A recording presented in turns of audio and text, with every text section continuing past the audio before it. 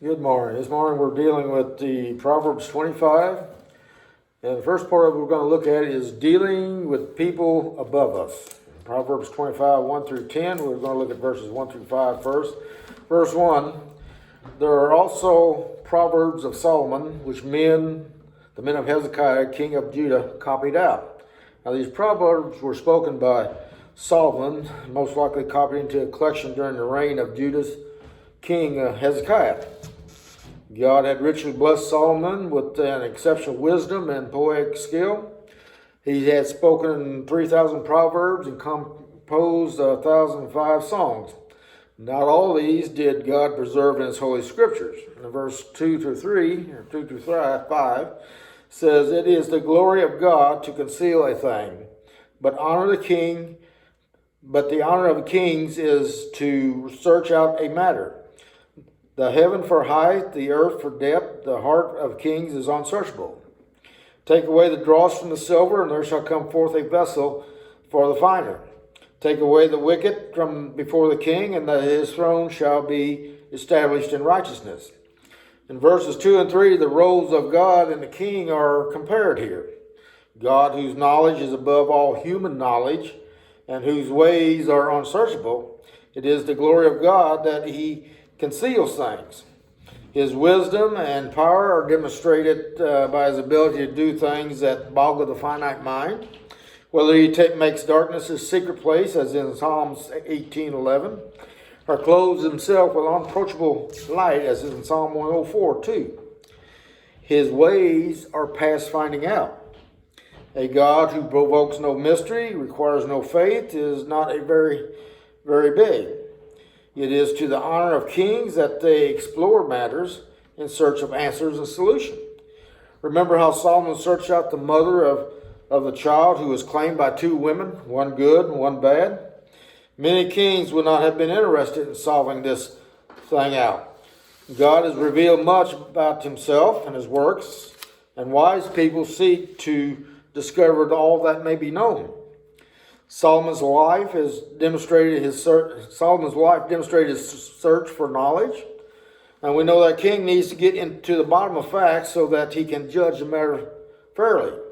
Kings should seek how to know what they must know in order to rule righteously. The well-known art of the silversmith illustrates this truth. Precious metals be subject to intense heat and reduced to liquid so dross can be removed and a vessel can be produced. Just as heat is applied to silver and silver is made pure, so is the kingdom made pure, so is the kingdom made righteous when the wicked are removed. Wicked advisors must be removed in government. Rulers are to establish a rule in righteousness. This is very similar to Christians. Sometimes God applies heat or problems to purify us. We are purged in the fire and made pure. We are taken through the fire. In verses 6 and 7, we want to look at humble yourself before the king. It says, "Put not forth thyself in the presence of a king, and stand not in the place of great men.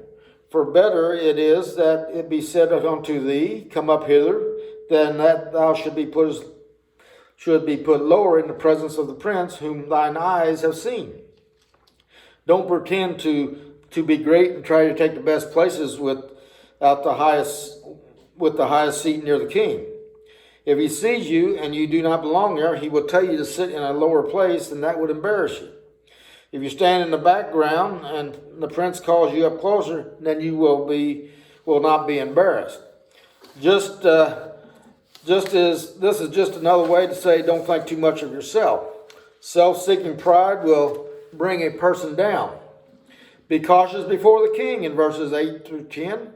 Go not forth hastily to strive, lest thou know not what to do in the end thereof, when the neighbor hath put thee to shame. Debate thy cause with thy neighbor himself, and discover not a secret to another.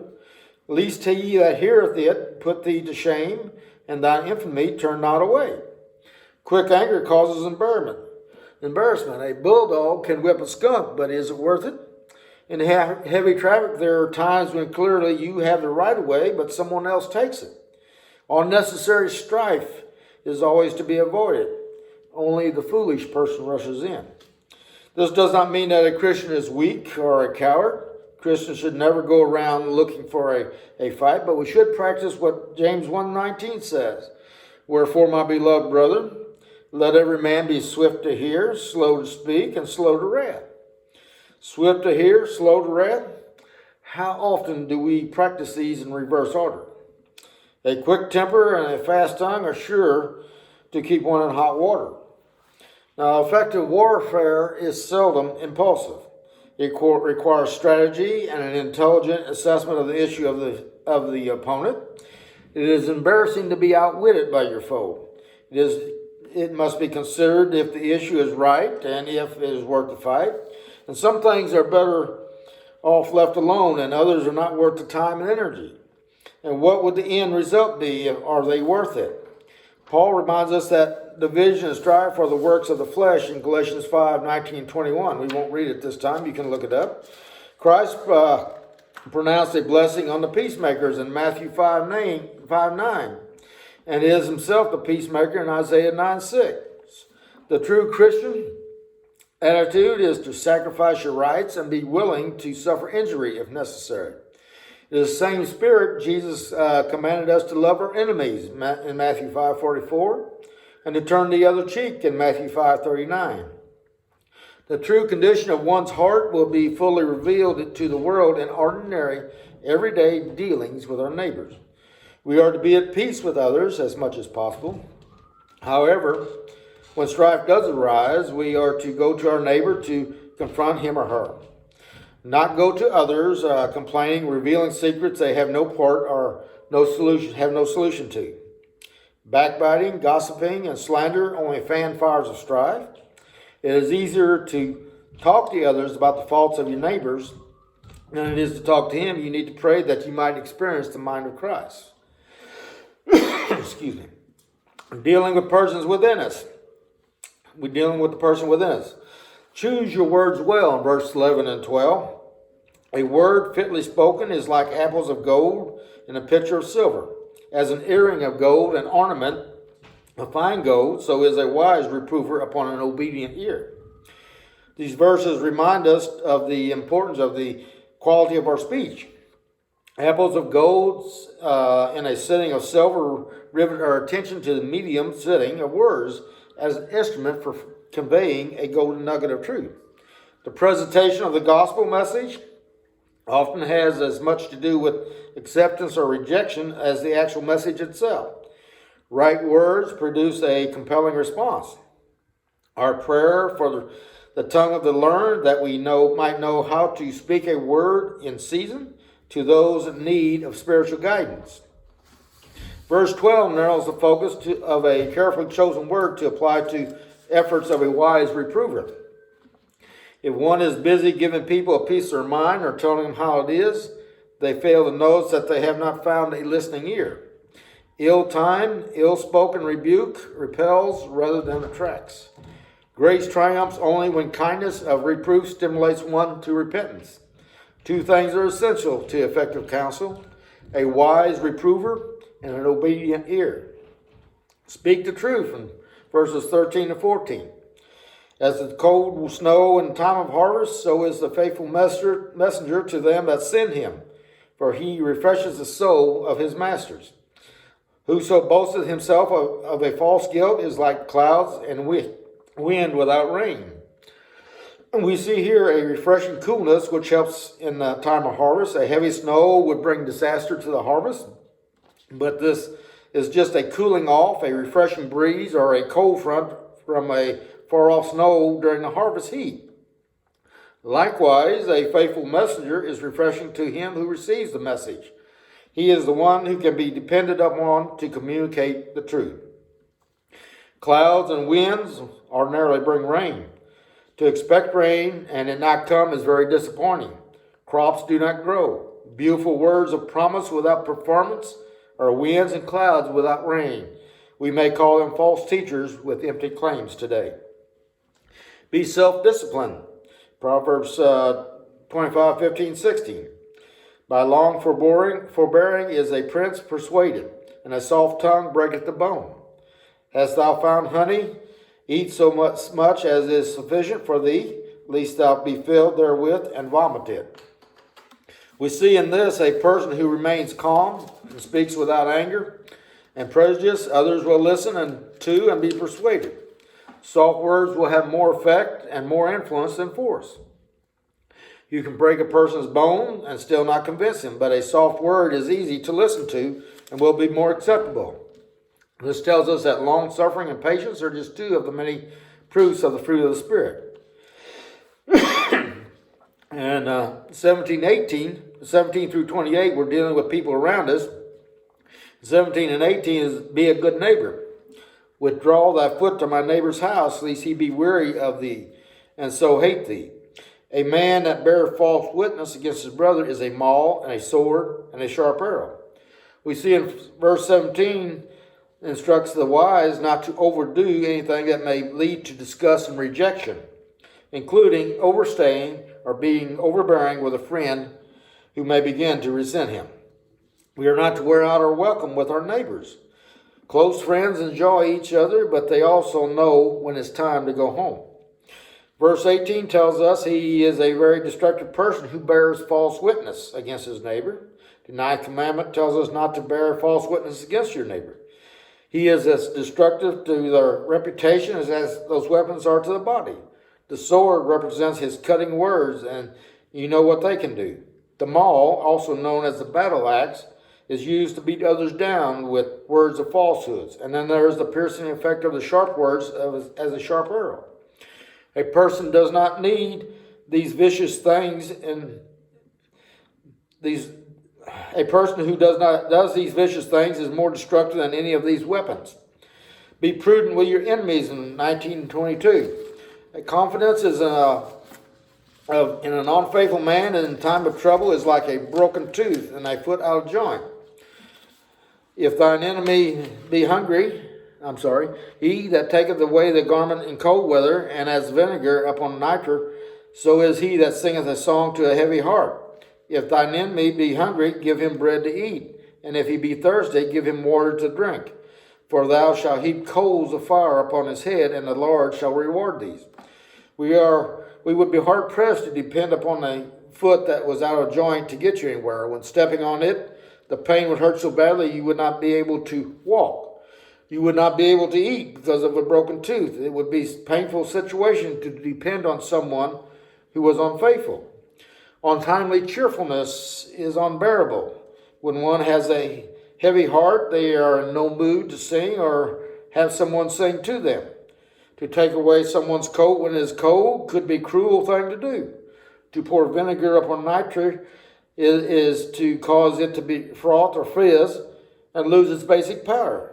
When our brothers and sisters are sad, it is cruel to rejoice in their sorrow. This is what Jesus taught that the believers should do to their enemies. Be good to those who persecute you. Our rewards are not in this world, Jesus said over and over. Inasmuch as you have done it unto the least of these, my brethren, you have done it unto me, in Matthew 25:40.